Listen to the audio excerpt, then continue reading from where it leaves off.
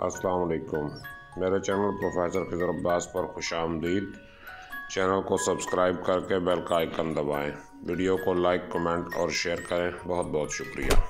अहले दुनिया यहाँ जो आते हैं अपने अंगार साथ लाते हैं। बिस्मिल्लाहिर्रहमानिर्रहीम। आबाब ज़ी बकार, मैं हूँ प्रोफेसर खिज़र अब्बास और आप देख रहे हैं मेरा YouTube channel professor Khizar Abbas.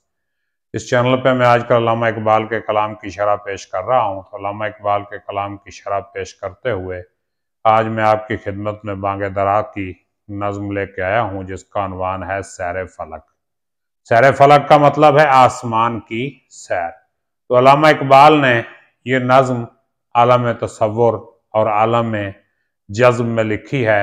ज़रा समात फरमाइएगा। नज़्म की तरफ बढ़ने से पहले मेरी आपसे गुजारिश है, अगर अभी तक आपने मेरा चैनल सब्सक्राइब नहीं किया तो चैनल सब्सक्राइब करके बेल का आइकन दबा दें, ताकि मेरी हर आने वाली वीडियो आप तक पहुंचती रहे। बहुत बड़ा काम मैंने छेड़ा हुआ है और ये आपके ताउन से ही होगा। तो जो इकबाल को चाहने वाले हैं वो मेरा पैगाम इकबाल को चाहने वालों तक पहुंचाएं, बल्कि उम्मत मुस्लिमा के हर फर्द तक पहुंचाएं कि हम फ़िक्र इकबाल को समझें और उसको अपनी ज़िंदगी में नाफिज करें, क्योंकि इकबाल का जो पैगाम है वो कुरान और हदीस की तफसीर है। सैर फलक इकबाल फरमाते हैं, था तखय्युल जो हम सफ़र मेरा।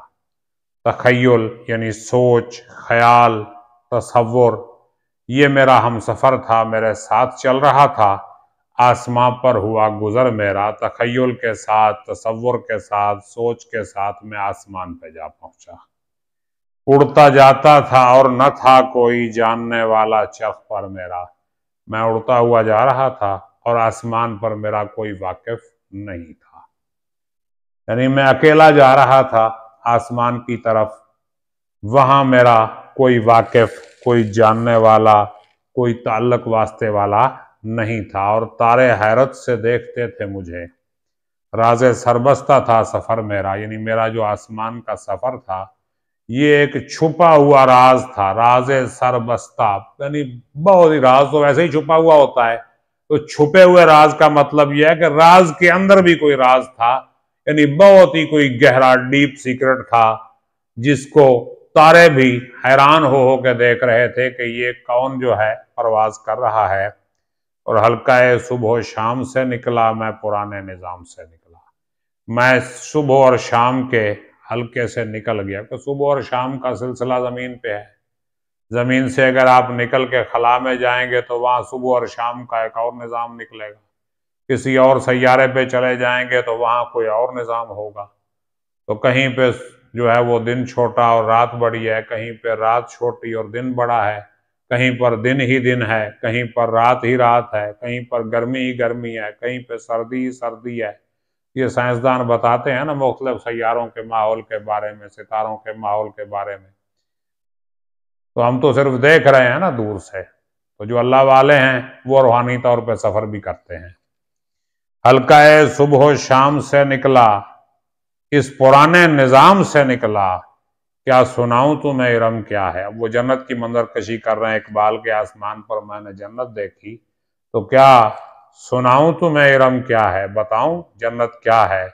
खाते में आरज़ुए दीदा ओ गोश, आरजू ख्वाहिश, दीदा देखने वाली, गोश सुनने वाली, यानी देखने और सुनने की जितनी आरजुएं हैं वो सब खत्म हो जाती हैं वहां पे।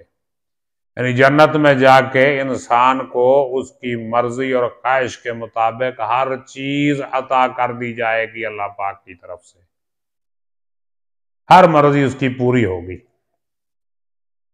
तो वो कहते हैं कि मैंने जन्नत देखी, वो तमाम ख्वाहिशात के पूरा होने की जगह थी। शाखे तूबा पे नगमा रेज तयूर, तूबा जो जन्नत का दरख्त था उसकी शाखों पे बैठे हुए परिंदे जो है अपने नगमे गा रहे थे। बेहिजाबाना हूर जलवा फरोश, और हूर जो है वो बेहिजाब होके अपने जलवे दिखा रही थी, अपने हुस्न की नुमाइश कर रही थी।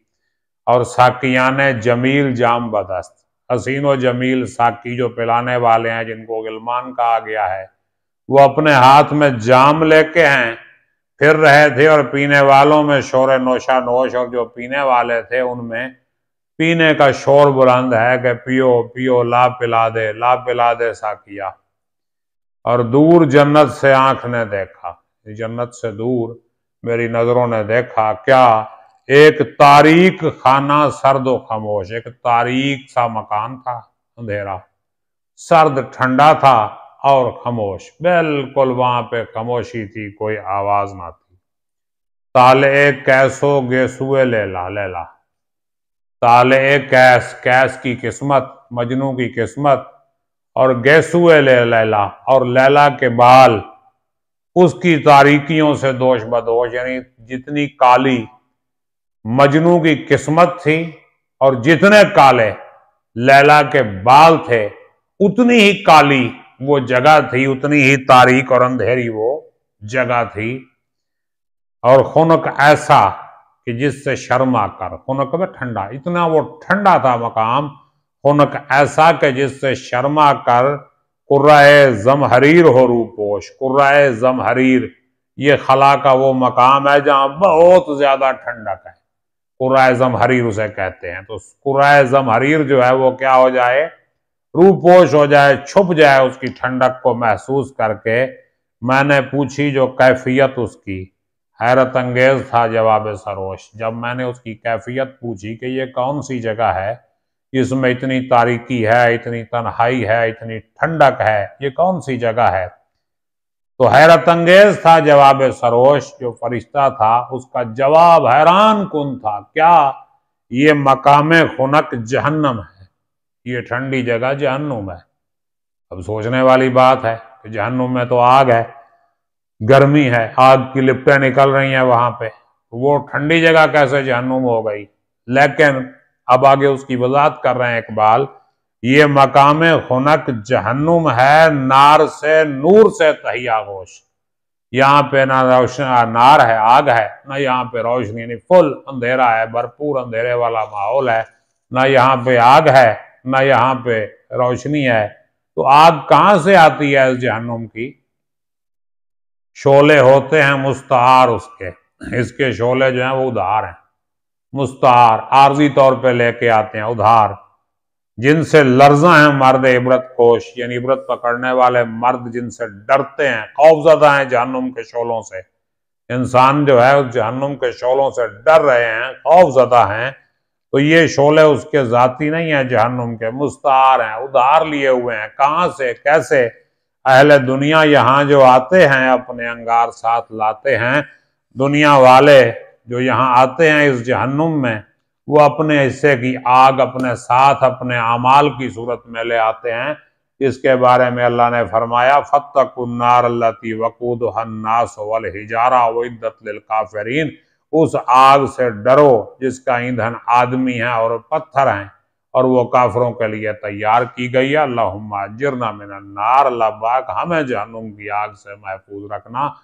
तो इकबाल कहते हैं कि वो जहन्नुम की आग नहीं है, हमारी बदआमालियों की आग है, वो हमारे ही बुरे अमाल हैं जो आग की सूरत में हमारे सामने आएंगे। तो ये इकबाल का एक तखय्युल था, एक तसव्वुर था, क्योंकि शायर जो है वो तखय्युल से बड़े काम ले लेता है।